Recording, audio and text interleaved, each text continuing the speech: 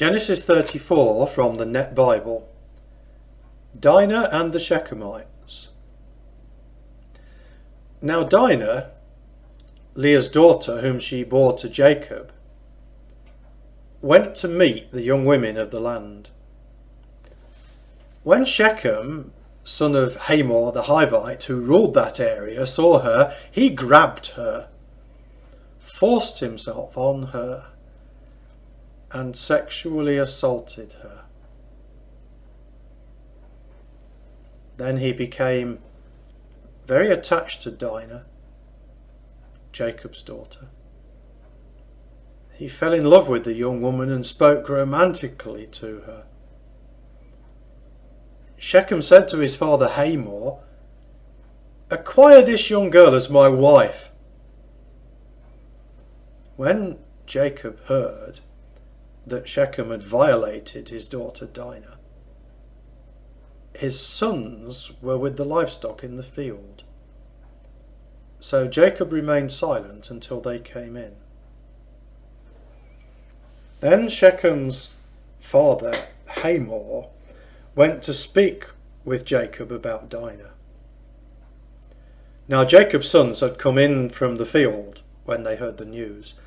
They were offended and very angry, because Shechem had disgraced Israel by sexually assaulting Jacob's daughter, a crime that should not be committed. But Hamor made this appeal to them. "My son Shechem is in love with your daughter.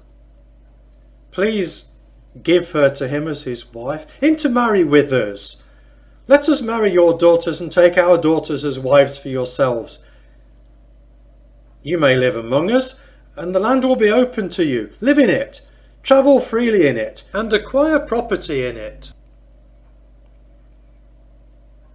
Then Shechem said to Dinah's father and brothers, "Let me find favour in your sight, and whatever you require of me I'll give. You can make the bride price and the gift I must bring very expensive, and I'll give whatever you ask of me. Just give me the young woman as my wife." Jacob's sons answered Shechem and his father Hamor deceitfully when they spoke, because Shechem had violated their sister Dinah. They said to them, "We cannot give our sister to a man who is not circumcised, for it would be a disgrace to us. We will give you our consent on this one condition: you must become like us by circumcising all your males. Then we will give you our daughters to marry, and we will take your daughters as wives for ourselves, and we will live among you and become one people. But if you do not agree to our terms by being circumcised, then we will take our sister and depart." Their offer pleased Hamor and his son Shechem. The young man did not delay in doing what they asked, because he wanted Jacob's daughter Dinah badly. Now he was more important than anyone in his father's household. So Hamor and his son Shechem went to the gate of their city and spoke to the men of their city. "These men are at peace with us, so let them live in the land and travel freely in it, for the land is wide enough for them. We will take their daughters for wives, and we will give them our daughters to marry. Only on this one condition will these men consent to live with us and become one people. They demand that every male among us be circumcised just as they are circumcised. If we do so, won't their livestock, their property, and all their animals become ours? So let's consent to their demand, so they will live among us." All the men who assembled at the city gate agreed with Hamor and his son Shechem. Every male who assembled at the city gate was circumcised. In 3 days, when they were still in pain, 2 of Jacob's sons, Simeon and Levi, Dinah's brothers, each took his sword and went to the unsuspecting city and slaughtered every male. They killed Hamor and his son Shechem with the sword, took Dinah from Shechem's house and left. Jacob's sons killed them and looted the city because their sister had been violated. They took their flocks, herds and donkeys, as well as everything in the city and in the surrounding fields. They captured as plunder all their wealth, all their little ones, and their wives, including everything in the houses. And Jacob said to Simeon and Levi, "You have brought ruin on me by making me a foul odour among the inhabitants of the land, among the Canaanites and the Perizzites. I am few in number. They will join forces against me and attack me, and both I and my family will be destroyed." But Simeon and Levi replied, "Should he treat our sister like a common prostitute?" Genesis 35 from the Net Bible.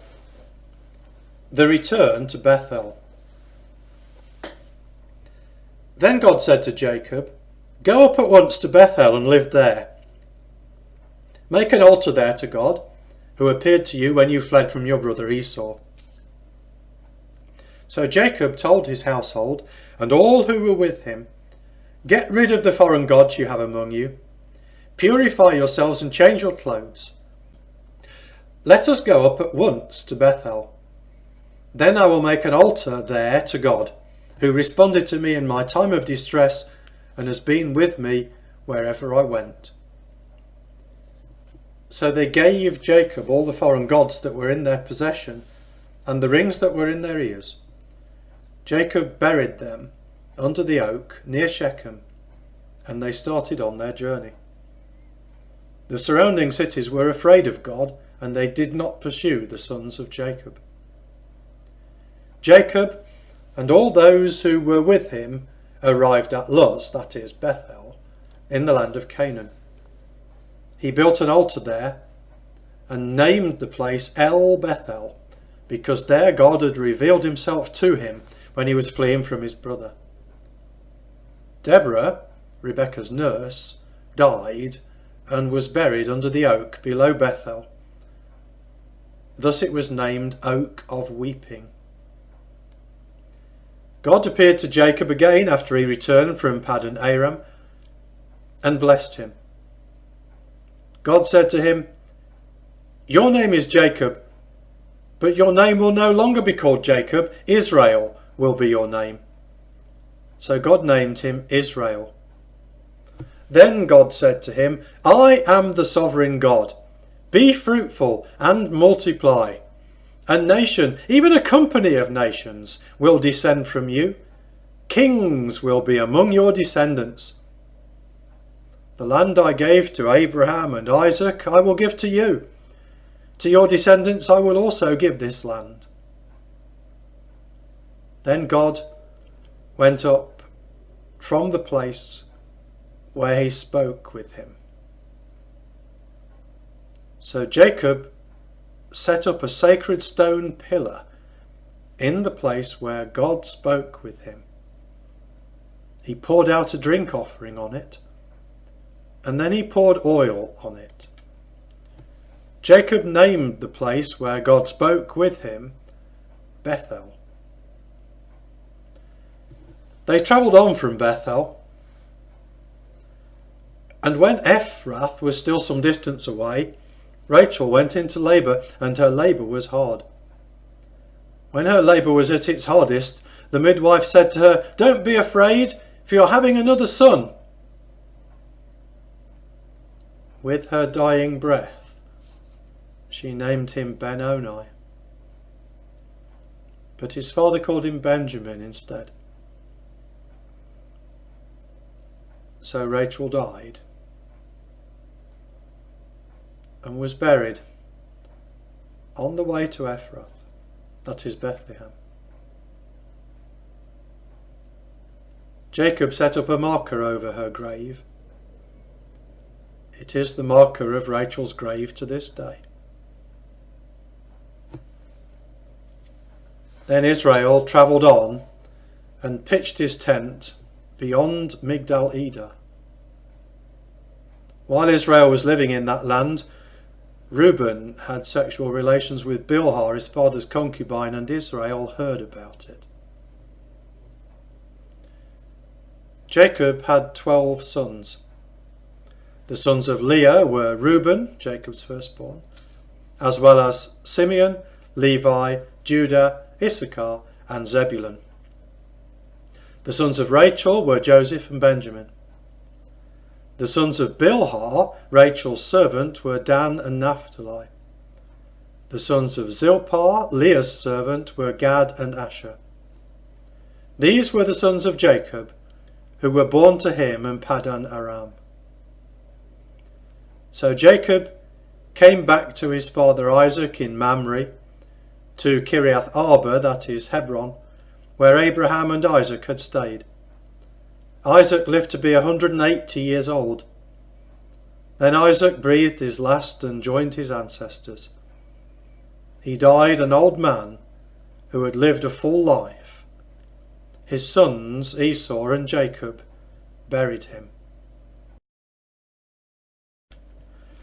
Psalm 37 from the Net Bible by David. Do not fret when wicked men seem to succeed. Do not envy evildoers, for they will quickly dry up like grass and wither away like plants.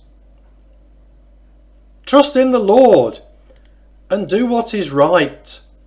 Settle in the land and maintain your integrity. Then you will take delight in the Lord, and he will answer your prayers. Commit your future to the Lord. Trust in him, and he will act on your behalf. He will vindicate you in broad daylight and publicly defend your just cause. Wait patiently for the Lord. Wait confidently for him. Do not fret over the apparent success of a sinner, a man who carries out wicked schemes. Do not be angry and frustrated. Do not fret. That only leads to trouble. Wicked men will be wiped out. But those who rely on the Lord are the ones who will possess the land. Evil men will soon disappear.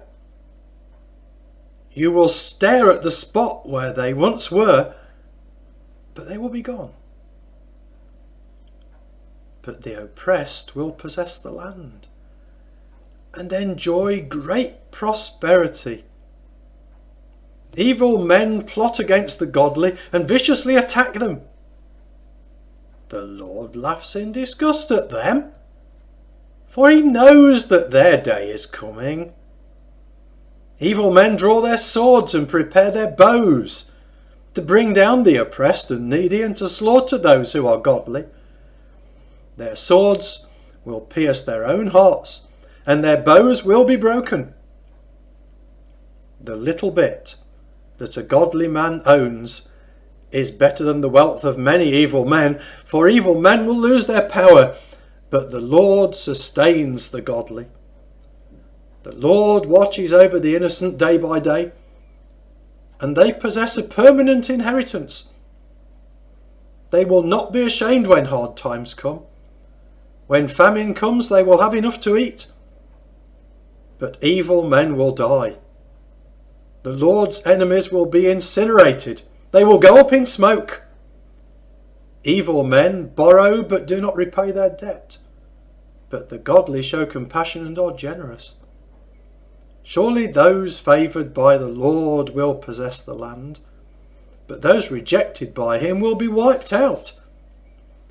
The Lord grants success to the one whose behaviour he finds commendable. Even if he trips, he will not fall headlong, for the Lord holds his hand. I was once young, now I am old. I have never seen a godly man abandoned, or his children forced to search for food. All day long he shows compassion and lends to others, and his children are blessed. Turn away from evil. Do what is right. Then you will enjoy lasting security, for the Lord promotes justice and never abandons his faithful followers. They are permanently secure. But the children of evil men are wiped out. The godly will possess the land and dwell in it permanently. The godly speak wise words and promote justice. The law of their God controls their thinking. Their feet do not slip. Evil men set an ambush for the godly and try to kill them. But the Lord does not surrender the godly, or allow them to be condemned in a court of law. Rely on the Lord. Obey his commands. Then he will permit you to possess the land. You will see the demise of evil men. I have seen ruthless evil men growing in influence like a green tree grows in its native soil. But then one passes by and suddenly they've disappeared. I looked for them, but they could not be found. Take note of the one who has integrity. Observe the godly. For the one who promotes peace has a future. Sinful rebels are totally destroyed. Evil men have no future. But the Lord delivers the godly. He protects them in times of trouble. The Lord helps them and rescues them. He rescues them from evil men and delivers them, for they seek his protection. Matthew 22 from the Net Bible. The parable of the wedding banquet. Jesus spoke to them again in parables, saying, "The kingdom of heaven can be compared to a king who gave a wedding banquet for his son. He sent his slaves to summon those who had been invited to the banquet, but they would not come. Again he sent other slaves, saying, 'Tell those who have been invited, look, the feast I have prepared for you is ready. My oxen and fattened cattle have been slaughtered, and everything is ready. Come to the wedding banquet.'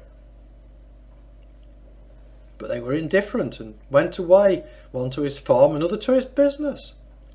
The rest seized his slaves, insolently mistreated them, and killed them. The king was furious. He sent his soldiers, and they put those murderers to death and set their city on fire. Then he said to his slaves, 'The wedding is ready.' But the ones who had been invited were not worthy. So go into the main streets and invite everyone you find to the wedding banquet." And those slaves went out into the streets and gathered all they found, both bad and good, and the wedding hall was filled with guests. But when the king came in to see the wedding guests, he saw a man there who was not wearing wedding clothes. And he said to him, "Friend, how did you get in here without wedding clothes?" But he had nothing to say.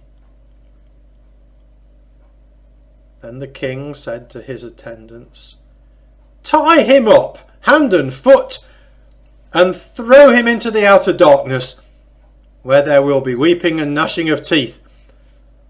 For many are called, but few are chosen."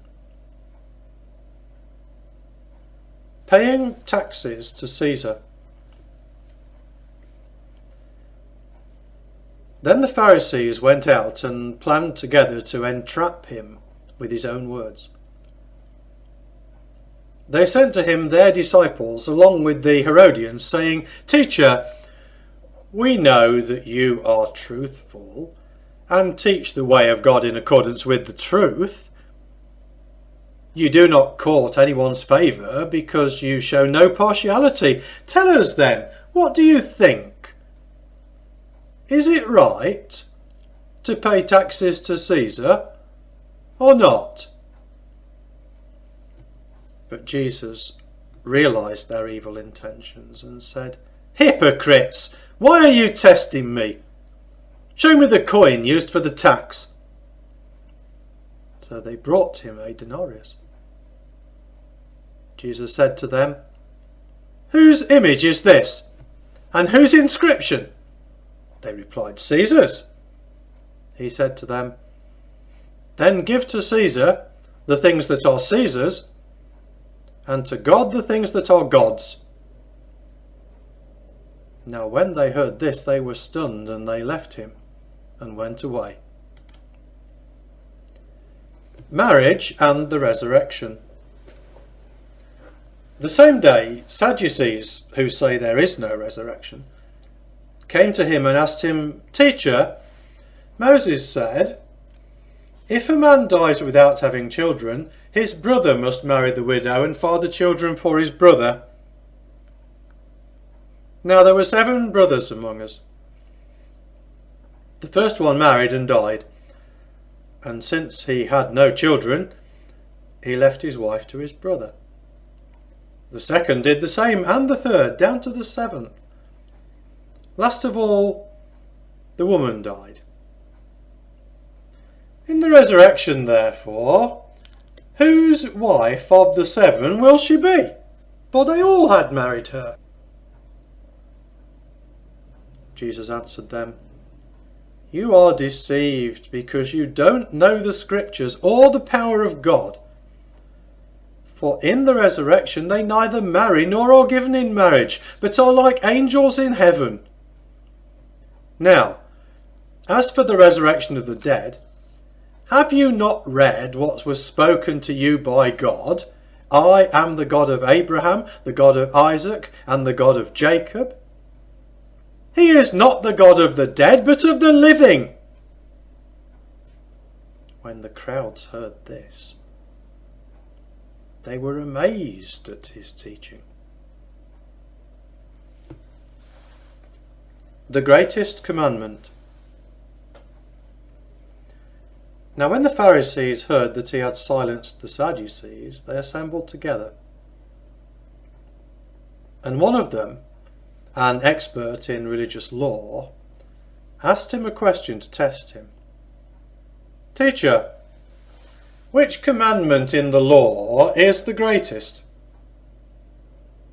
Jesus said to him, "Love the Lord your God with all your heart, with all your soul, and with all your mind.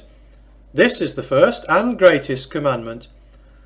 The second is like it. Love your neighbour as yourself. All the law and the prophets depend on these 2 commandments." The Messiah, David's son and Lord. While the Pharisees were assembled, Jesus asked them a question. "What do you think about the Christ? Whose son is he?" They said, "The son of David." He said to them, "How then does David by the Spirit call him Lord, saying, 'The Lord said to my Lord, sit at my right hand until I put your enemies under your feet'? If David then calls him Lord, how can he be his son?" No one was able to answer him a word, and from that day on, no one dared to question him any longer.